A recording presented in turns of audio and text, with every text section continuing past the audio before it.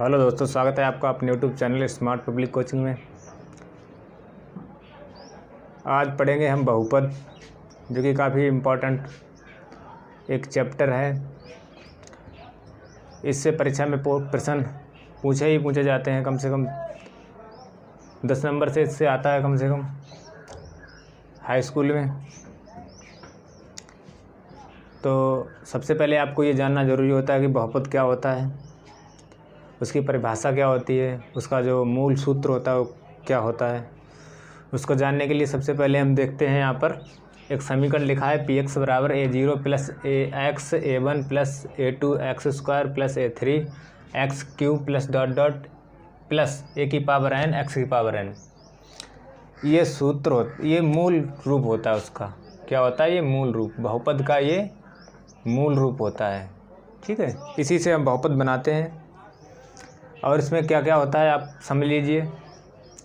यहाँ पर x जो है क्या चर है, ये x के टर्म में है, x के फॉर्म में। इसका मतलब क्या है, ये इसमें x चर हैं और a0 a1 a2 a3 dot dot an तक ये क्या है, ये गुणांक हैं इसके। क्या हैं? ये गुणांक हैं।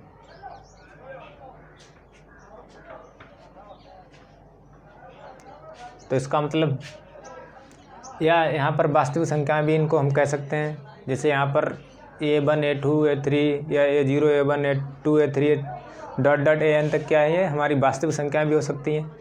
ठीक है, इसके गुणांक ही बोले जाते हैं। इसका मतलब क्या है, a0 a1 a2 a3 dot dot a की पावर n तक इनको गुणांक भी कहते हैं और इनको वास्तविक संख्या भी हो सकती हैं इनकी जगह पर। ठीक है, होती है वास्तविक संख्याएँ ही होती हैं। और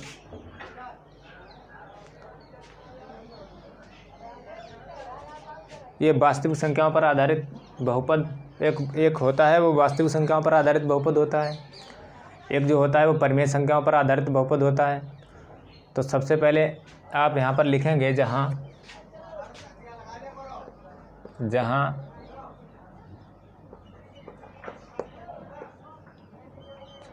x क्या है, x एक चर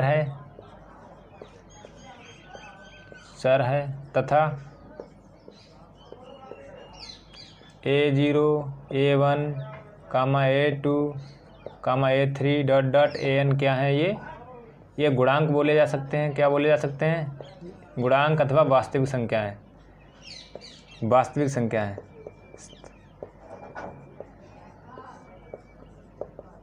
गुणांक अथवा इन्हें क्या बोले जाते हैं? वास्तविक संख्याएं। तो समझने वाली अब बात यही है आपको कि बहुपद का मूल रूप क्या होता है। तो मूल रूप होता है px बराबर a0 plus x a1 plus a2 x square plus a3 x की पावर 3। यहाँ पर इसको उल्टा लिख गया है, सीधे लिख लेते हैं। यहाँ पर हम सीधा स्क्रॉल करके लिखेंगे तो क्या हो जाएगा, a1x a0 a1x plus a2 x square plus a3 x की power 3 plus dot dot plus a की पावर n एक्स की पावर n। यानी चर पहले आएगा, अचर पहले आएगा, चर बाद में आएगा। ठीक है, तो सबसे पहले ये हमारा मूल रूप हो गया। अब हम देखेंगे बहुपद, एक वास्तविक संख्याओं पर आधारित बहुपद क्या होता है, और दूसरी बात हम देखेंगे कि परिमेय संख्याओं पर आधारित बहुपद क्या होता है। आप लोग ये नोट कर लीजिएगा। ये बहुपद का मूल रूप होता है px बराबर a0 plus a1 x plus a2 x square plus a3 x की power 3 plus dot dot a की पावर n एक एक्स की पावर n। इसी से ही सारे बहुपद बनते हैं। ये बहुपद का मूल रूप होता है।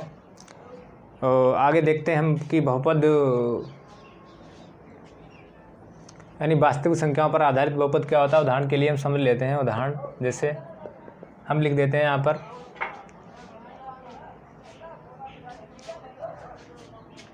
मान लेते हैं, यहाँ पर लिख देते हैं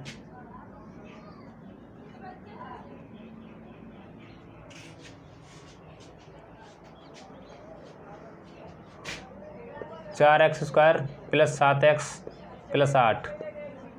ये वास्तविक संख्याओं पर आधारित बहुपद हो गया। कौन सी संख्याएं? ये वास्तविक संख्याएं। जैसे 4 है, 7 है, 8 है, क्या वास्तविक संख्याएं होगी। यहाँ पर एक और एग्जाम्पल लिख सकते हैं, x square plus 5x plus 6। ये भी वास्तविक संख्याओं पर आधारित क्या हो गया? बहुपद हो गया। ठीक है, आगे देखते हैं हम परिमेय संख्याओं पर आधारित बहुपद क्या होता है। ये क्लियर हो गया होगा आप लोगों को।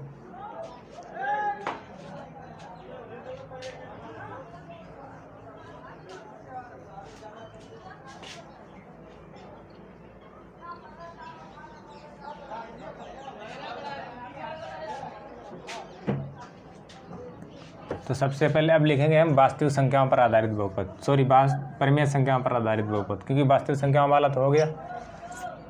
अब परिमेय संख्याओं पर आधारित बहुपद, परिमेय संख्याओं पर आधारित बहुपद, पर आधारित बहुपद, परिमेय संख्याओं पर आधारित बहुपद क्या हो जाएगा।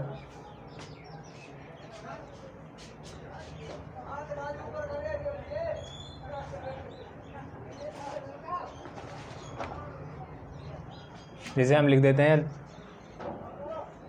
3/4 एक्स स्क्वायर प्लस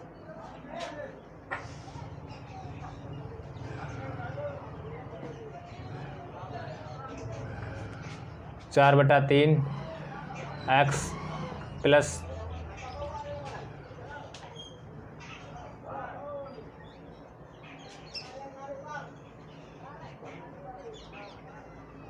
6, कुछ भी लिख सकते हैं यहाँ पर, लेकिन वो परिमेय संख्या होनी चाहिए। कैसे, P/Q का रूप होना चाहिए यहाँ पर। तो यहाँ पर 2/5 एक्स की power 3 minus 7/3 x square plus यहाँ लिख सकते हैं 5/2 एक्स प्लस 9। इस प्रकार से हम ये परिमेय संख्याओं पर आधारित बहुपद लिख सकते हैं। अब आपके सिलेबस के अनुसार जैसे दिया गया है आपको अब इससे अगर हम आगे चलेंगे तो बहुपद के रूप, बहुपद के प्रकार कितने होते हैं वो आपको जानना ज़रूरी है। ये तो परिमेय संख्याओं पर आधारित बहुपद हो गया। अब हम देखेंगे कि परिमेय संख्या, वो एक तो वास्तविक संख्याओं पर आधारित बहुपद जो आप पढ़ चुके हैं, ये हो गया परिमेय संख्याओं पर आधारित बहुपद। अब आगे देखेंगे बहुपद के प्रकार, टाइप्स ऑफ पॉलिनोमियल्स, यानी बहुपद के प्रकार क्या होते हैं। बहुपद के प्रकार, यहाँ हेडिंग डालेंगे बहुपद के प्रकार। बहुपद के प्रकार, एक तो जीरो घात बहुपद होता है जिसकी घात 0 होनी चाहिए।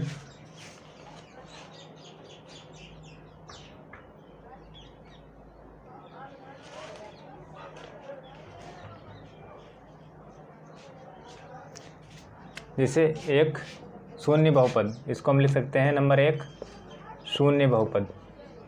शून्य बहुपद, शून्य बहुपद क्या होता है, जैसे यहाँ लिख देते हैं हम 0 एक्स की पावर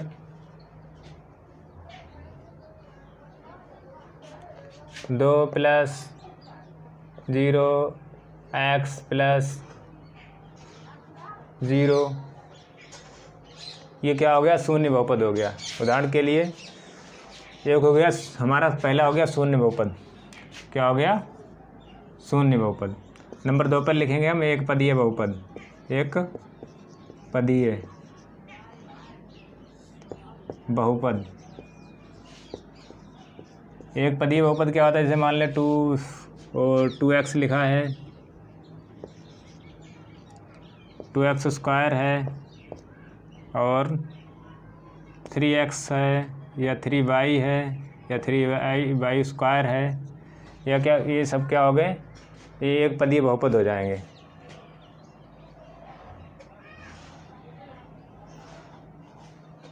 क्या हो जाएंगे, ये सब एक पदीय बहुपद हो जाएंगे। और जैसे मान लीजिए जिसमें एक पद है, 2x है, 2x स्क्वायर है, 3x है, 3y है, 3y स्क्वायर है, ये कैसे हो जाएंगे, सब एक पदीय बहुपद। नंबर 3 आ गया हमारा द्विपदीय बहुपद। द्विपदीय बहुपद, द्विपदीय बहुपद क्या होते हैं, जिसमें 2 पद होने चाहिए। जैसे मान लीजिए यहाँ लिखा 2x + 3 या 2x स्क्वायर + 3x, इस प्रकार से इस टाइप के जितने भी होते हैं वो द्विपदीय बहुपद हो जाएंगे। अब रही बात त्रिपदीय बहुपद की। नंबर 4 त्रिपदीय, तीन पदीय बहुपद। तीन पदीय बहुपद, तीन पदीय बहुपद क्या होता है? जैसे मान लीजिए यहाँ पर लिखा है x² + 5x + 6, इसमें पदों की संख्या कितनी हो गई? 3 हो गई, तो ये त्रिपदीय बहुपद हो जाएगा।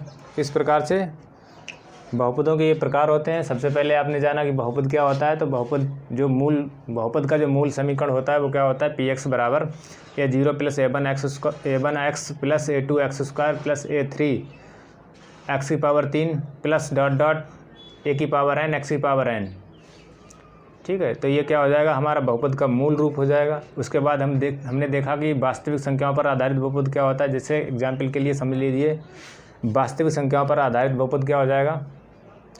वहाँ पे जैसे सपोज करिए 2x³ + 5x² + 6 इस टाइप का, यानी x² + 5x + 6 इस टाइप का क्या हो जाएगा? ये वास्तविक संख्याओं पर आधारित बहुपद हो जाएगा। उसके बाद अगर मान लीजिए कि अगर हमें परिमेय संख्याओं पर आधारित बहुपद निकालना है तो क्या वहाँ पर जो नंबर होने चाहिए, यानी जो गुणांक नंबर ऑफ गुणांक होने चाहिए, जो x या y की गुणा में हों वो कैसे होने चाहिए? p/q के रूप में होने चाहिए। जैसे 2/5 x³ plus 2/7 x² + 6x plus कुछ भी, जैसे 10 या 12 कुछ भी कर सकते हैं आप। यानी उसका फॉर्म कैसा होना चाहिए? वो p/q के रूप में होना चाहिए बहुपद। इस प्रकार से वो कैसा हो जाएगा? परिमेय संख्याओं पर आधारित बहुपद हो जाएगा। और उसके बाद हमने जाना कि बहुपदों के प्रकार, टाइप्स ऑफ पॉलिनोमियल्स कितने होते हैं। तो सबसे पहले हम शून्य बहुपद की बात करेंगे, जीरो पॉलिनोमियल्स की। तो शून्य बहुपद क्या होता है? जिसकी घात जिसके कोएफिशिएंट क्या होनी चाहिए? 0 होनी चाहिए। कोएफिशिएंट क्या होनी चाहिए? 0 होनी चाहिए। वो बहुपद कैसा हो जाएगा? 0 हो जाएगा।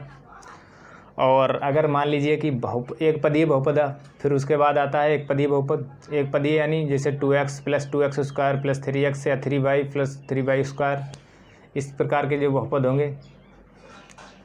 एक पदीय बहुपद के लिए सबसे पहले वहाँ पर पद एक होना चाहिए। जैसे मान लीजिए 2x है तो 2x या फिर 2x² है वहाँ पर, ठीक है। उसके बाद मान लीजिए 3x है, या अगला मान लीजिए 4x है या 4x² है। इस प्रकार के जितने भी पद हो जाएंगे वो कैसे हो जाएंगे? एक पदीय बहुपद हो जाएंगे। उसके बाद द्विपदीय बहुपद की बात करते हैं तो 2x² + 3 ये किस प्रकार के हो जाएंगे? द्विपदीय बहुपद हो जाएंगे। अगला हम देखेंगे त्रिपदीय बहुपद, जिसमें पदों की संख्या कितनी होनी चाहिए? 3 होनी चाहिए। इसे मान लीजिए x² + 5x + 6, ये इसमें 3 पद हो गए, तो ये त्रिपदीय बहुपद हो जाएगा। कैसे? कोई भी एग्जाम्पल हो सकता है, लेकिन पदों की संख्या कितनी होनी चाहिए? उसमें 3 होनी चाहिए।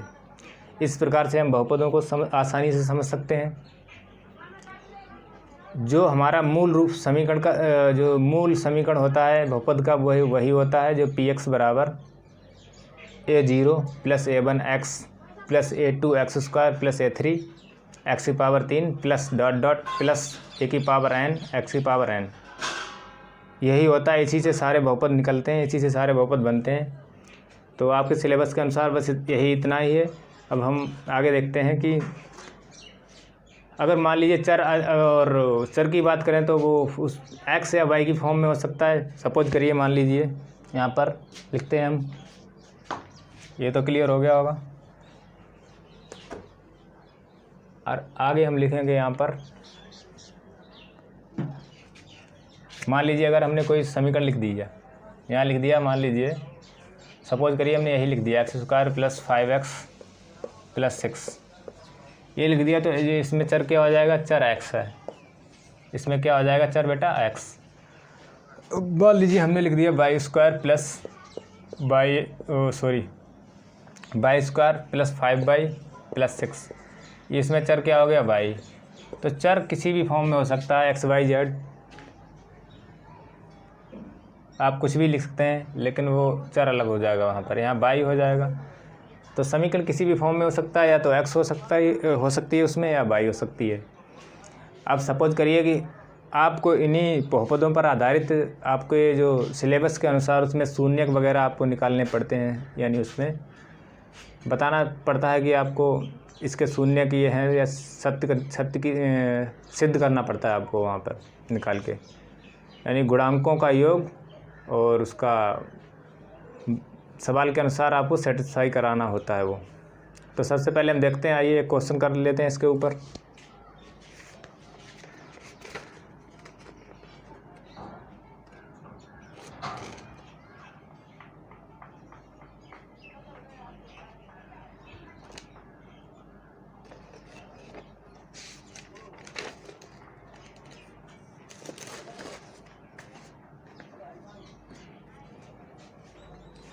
तो सबसे पहले इसमें एक छूट गया, जैसे रैखिक, मान लीजिए यहाँ पर आपसे पूछे कि कोई पूछे आपसे रैखिक समीकरण क्या होता है।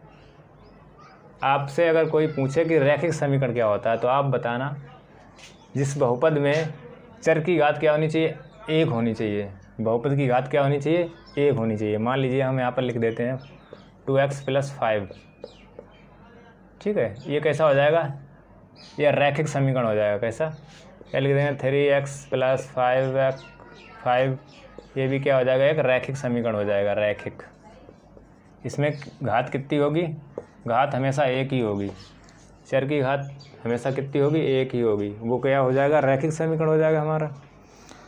अब आइए देखते हैं, एक ये आपको क्लियर हो गया होगा। अब आगे देखते हैं हम, अगला हमारा है एक, हम आपको एक सवाल करा रहे हैं यहाँ पर। इससे पहले आपको ये थोड़ी बातों को और जानना ज़रूरी होता है। जैसे मान लीजिए कुछ फार्मूला वगैरह होते हैं, क्या होते हैं, कुछ सूत्र वगैरह होते हैं, उनको लिख लीजिए आप। सूत्र होता है एक, शून्यकों का योग, ax² + bx + c। इस समीकरण को लिख लेते हैं हम यहाँ पर, इस समीकरण को लिख लेते हैं। तो यहाँ पर लिखना पड़ेगा a ≠ 0। ये 0 नहीं हो सकता है। क्या नहीं हो सकता है, ये 0 नहीं होगा यहाँ पर, ठीक है। अब इसी से हम निकालेंगे शून्यकों का योगफल। शून्यकों का योगफल, शून्यकों का योगफल निकालेंगे तो उसके लिए क्या हो जाएगा,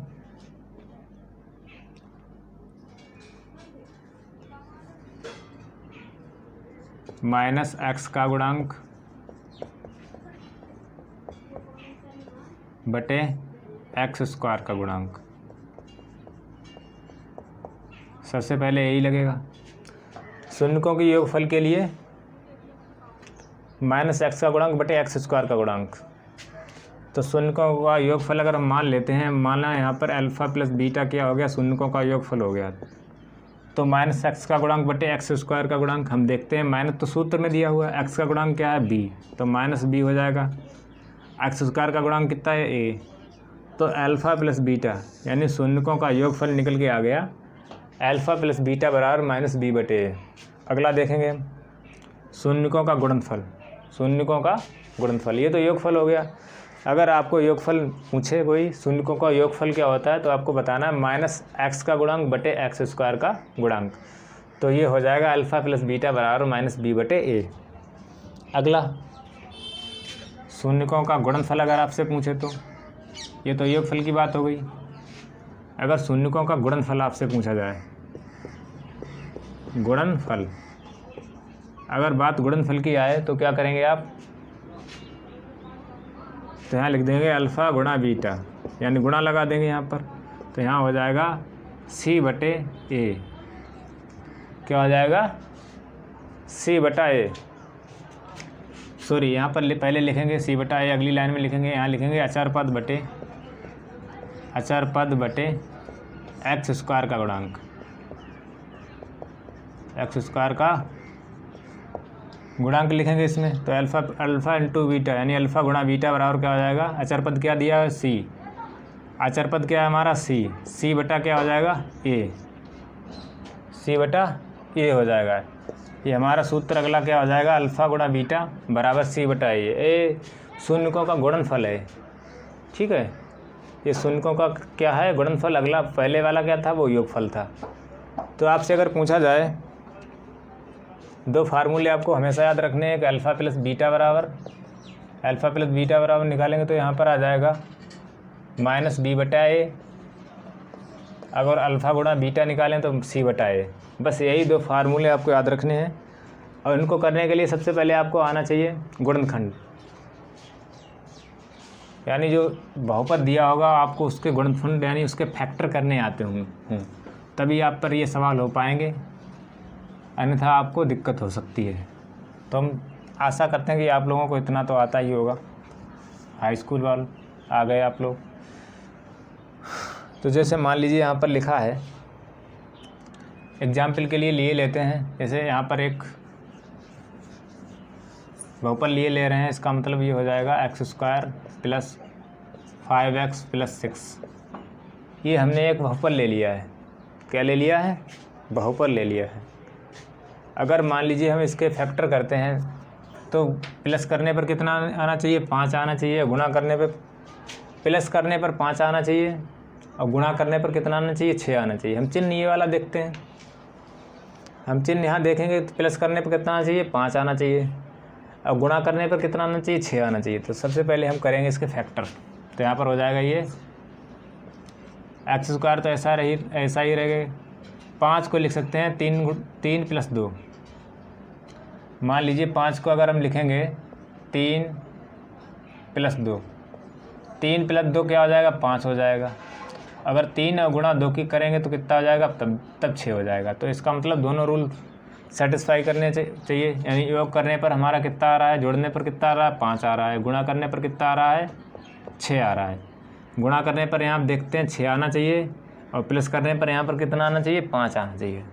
तो यहाँ पर लिखेंगे 3 + 2 × x ये वाला, 5 वाला x। 5 को हम तोड़ के लिखेंगे, ऐसे फैक्टरों में तोड़ के लिखेंगे कि गुणा करने पर अचर पद आना चाहिए, यानी 6 यहाँ पर लिखा तो 3 दूनी 6 और 3 2 + 5 हो जाएगा। तो 5 को हम 3 + 2 में लिख देंगे, 3 2 की गुणा करेंगे तो 6 आ जाएगा। इसका मतलब सही है। और x इसके साथ है तो x यहाँ पर आ गया +6। अब हमें नई लाइन से यहाँ लिखेंगे x² + 3x हो जाएगा, यहाँ पर ये +2x हो जाएगा और +6 बचेगा यहाँ पर। ये तो ऊपर वाला ही आ जाएगा। यहाँ से हम x कॉमन लेंगे, तो अगर x कॉमन लेंगे तो यहाँ पर x बचेगा, फिर यहाँ पर 3 बचेगा। यहाँ से अगर हम 2 कॉमन लें प्लस का तो यहाँ पर x + 3 आ जाएगा। दोनों ब्रैकेटों में x + 3 कॉमन है, तो x + 3 कॉमन आ जाएगा और यहाँ से आ जाएगा x + 2 बचेगा। कितना बचेगा, x + 2 बच जाएगा।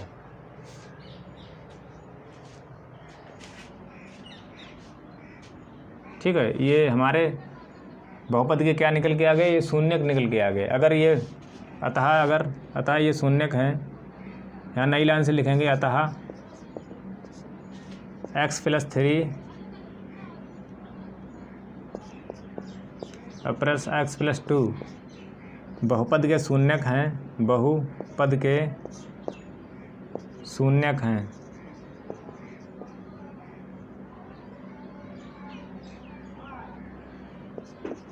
शून्यक हैं तो x + 3 = 0, अगली लाइन से प्लस x + 2 = 0। तो x + 3 = 0 लिख लेंगे तो x बराबर कितना आ जाएगा, -3 आ जाएगा। और नई लाइन से इधर x बराबर क्या आ जाएगा, -2 आ जाएगा पक्षांतर करने पर। यहाँ से x + 3 = 0 लिखेंगे तो x + 3 बराबर क्या आ जाएगा, x बराबर -3 आ जाएगा। यहाँ x + 2 = 0 लिखेंगे तो x बराबर -2 आ जाएगा। यानी पक्षांतर करने पर प्लस वाली चीज़ें माइनस में हो जाती हैं, माइनस वाली चीज़ें प्लस में हो जाती हैं। ठीक है, तो ये तो हमारे x के 2 मान निकल के आ गए, x के 2 मान निकल के आ गए। अब हम यहाँ पर देखेंगे तो इतना आपको क्लियर हो गया होगा। अब हम इसको मिटा रहे हैं।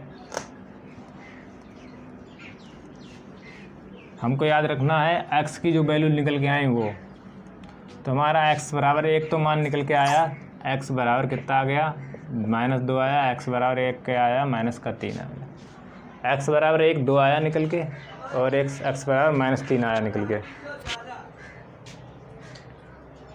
अब हम यहाँ पर लगाएंगे शून्यकों का योगफल। शून्यकों का योगफल निकालेंगे तो क्या आ जाएगा, योगफल में अल्फ़ा प्लस बीटा बराबर माइनस बी बटे ए लगाएंगे। यहाँ पर माइनस बी बटे ए को लिख सकते हैं माइनस एक्स का गुणांक बटे एक्स स्क्वायर का गुणांक। ठीक है, तो अल्फ़ा प्लस बीटा बराबर बेटा क्या हो जाएगा, यहाँ से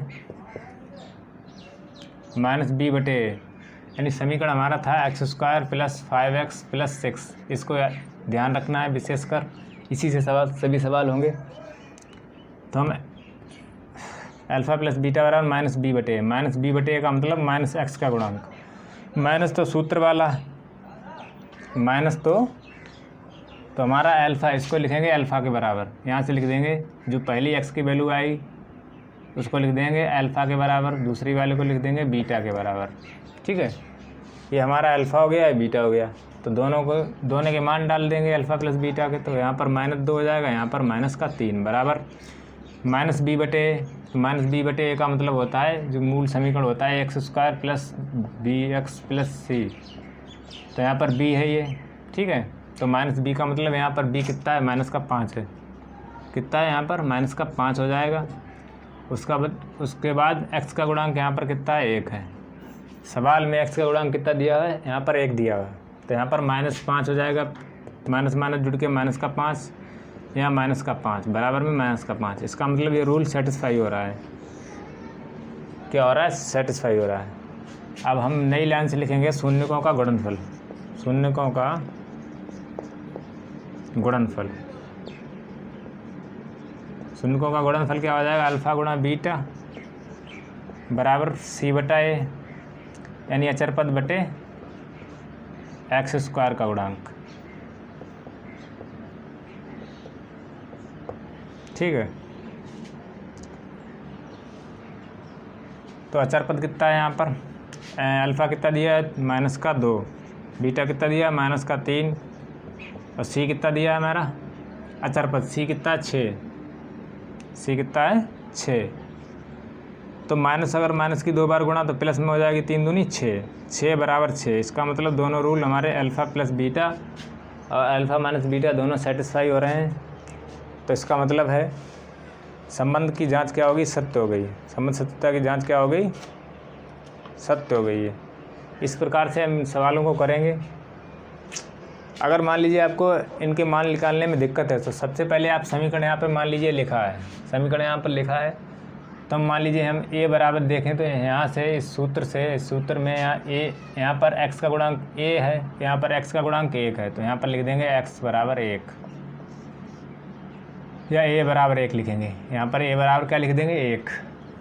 और अगर b देखें तो b x होता है, तो यहाँ पर x का गुणांक b है, तो यहाँ पर x का गुणांक कितना है 5। तो b बराबर बेटा कितना आ जाएगा, 5 आ जाएगा। इस प्रकार से भी निकाल सकते हैं।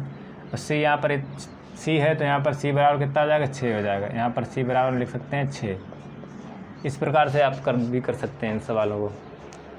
तो आशा करते हैं कि आप लोगों को ये क्लियर हो गया होगा। नहीं भी क्लियर हुआ है तो कोई टेंशन लेने की बात नहीं है, हम आपको आगे भी कराएंगे। ये सभी क्वेश्चंस आपको करा देंगे आपके एक्सरसाइज के, इतने अच्छे से आपको करा देंगे कि आपको बिल्कुल क्लियर हो जाएंगे, कोई आपको दिक्कत नहीं होगी। तो बने रहिएगा हमारे साथ। और अगर आपने हमारे चैनल को सब्सक्राइब नहीं किया तो चैनल को ज़रूर सब्सक्राइब करें और बेल आइकन को भी ऑन कर लें, जिससे कि आपको टाइम से नोटिफिकेशन प्राप्त होता रहे वीडियो का, और आप अपनी तैयारी को अच्छे से मजबूत करते रहें, जिससे कि आपको परीक्षा में कोई भी दिक्कत नहीं होगी, आसानी से आप पेपर को क्लियर कर लेंगे। तो वीडियो को लाइक कीजिएगा, शेयर कीजिएगा, और हाँ, चैनल को सब्सक्राइब ज़रूर कर लेना। और अपना ख्याल रखिएगा। जय हिंद, जय भारत।